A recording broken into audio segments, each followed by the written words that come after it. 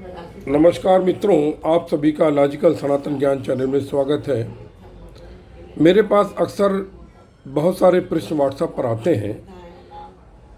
हालांकि मैंने निवेदन किया है कि आप एक ऑडियो क्लिप बना के अपना नाम पता शहर बताते हुए भेज दें, तो उस ऑडियो क्लिप को रिकॉर्ड करके हम आपको विस्तार से उत्तर दे देंगे।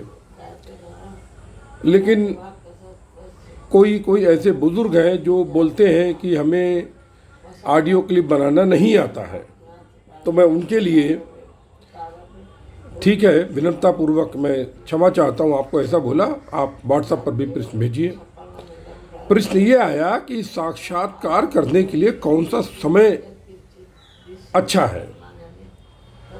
तो यहाँ पर समय का अर्थ ये हुआ कि वर्तमान में दिन रात इसका समय, या फिर सतयुग, द्वापर, त्रेता, कलयुग है ना, मतलब सतयुग, त्रेता, द्वापर, कलयुग, इनमें से कौन सा समय है। तो मैं आपसे निवेदन करना चाहता हूँ, वर्तमान का जो कलयुग का समय है,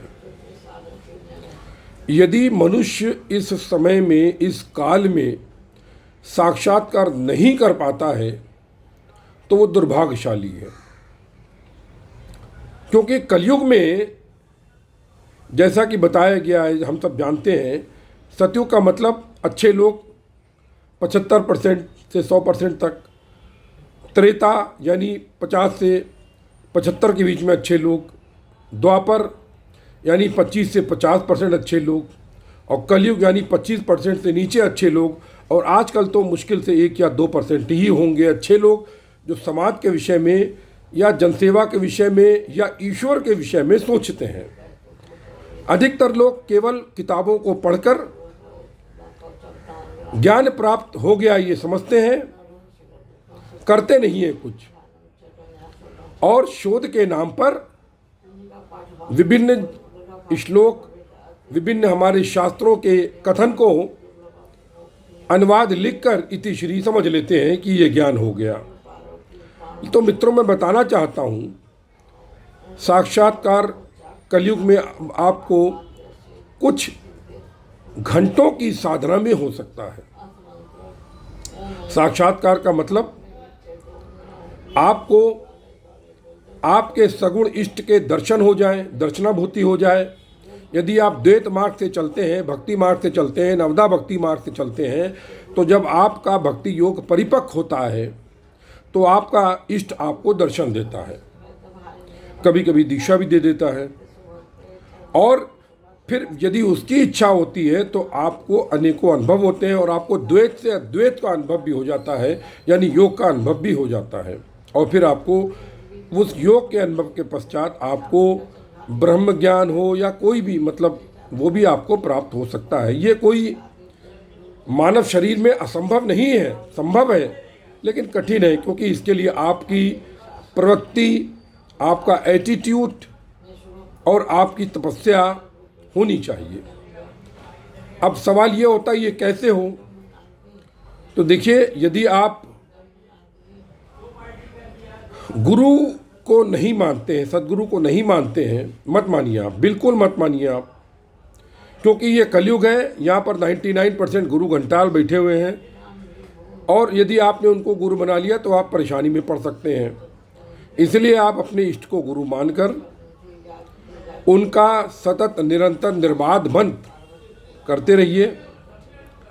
कुछ वर्षों के पश्चात वो इष्ट, यदि आपकी साधना अच्छी है, आपका तप जप, नाम जप अच्छा है, मंत्र जप अच्छा है, तो वो आपको दर्शन भी दे सकता है, और यदि आवश्यकता हुई तो आपको स्वप्न और ध्यान के माध्यम से आपके सदगुरु, समर्थ गुरु के पास भी पहुंचा सकता है। फिर आपकी आगे की यात्रा दूसरी तरीके की हो जाएगी। ये बात मैं आपको अपने अनुभव से कह रहा हूँ, और पुस्तकों में तो लिखा ही गया है, बड़े भाग मानुष तन पावा, सुरदर मुनि सब यही गावा, और कलयुग केवल नाम अगारा। कलयुग में नाम जप से अच्छा कोई भी मार्ग नहीं है। कुछ लोग किताबों को, शास्त्रों के तर्कों को देकर ये बहस करते हैं कि वो साकार है, निराकार है, सगुण या निर्गुण है। ये केवल बहस बौद्धिक विलासता को जन्म देती है। हमारी क्षणिक जिज्ञासा को शांत कर देती है। हमको कुछ मिलता नहीं है, हमको मिलने के लिए कुछ करना चाहिए। ईश्वर साकार भी है, निराकार भी है। यदि तुम बोलते हो कि सिर्फ निराकार है तो राम और कृष्ण को नहीं मानते हो, क्योंकि हम उनकी पूजा करते हैं। यदि तुम वेदों को ढंग से पढ़े हो तो वेदों में साकार के बारे में बहुत कुछ दिया हुआ है। ऋग्वेद में अभड़ग ऋषि की स्त्री ने जब माँ दुर्गा से सायुज्य प्राप्त किया था तो उसके जो उद्गार थे वो दिए हुए, पढ़ लेना, वो दुर्गा सप्तशती में भी दिए हुए हैं। तो इस चक्कर में मत पढ़ो कि वो साकार है निराकार है। तुमको जो अच्छा लगे उस मार्ग से आगे जाने का प्रयास करो। बस इन्हीं शब्दों के साथ आप सभी के हृदय में उपस्थित ब्रह्म को नमस्कार करते हुए जय गुरुदेव, जय माँ काली, सर्वस्व ब्रह्म सर्वत्र ब्रह्म।